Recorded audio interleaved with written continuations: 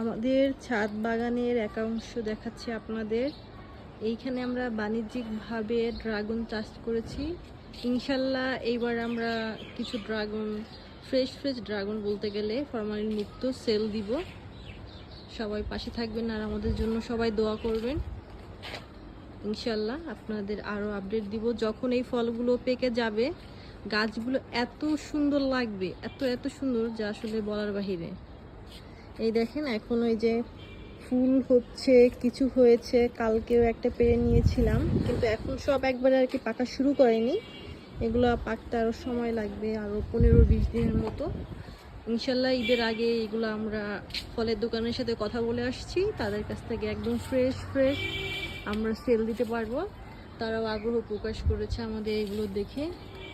আর অনেকটা আশ্চর্য হয়েছে যে ছাদে এইভাবে আসলে বিশালভাবে একটা বাণিজ্যিক আকারে বাগান করাটা আসলে মুখের কথা না, ঠিক আছে? এটা আসলে অনেক ধৈর্যের ব্যাপার, পরিশ্রমের ব্যাপার। ধৈর্য অ্যান্ড প্যাশন না থাকলে এইসব কাজ কখনোই হবে না। দোয়া করবেন, সবাই ভালো থাকবে।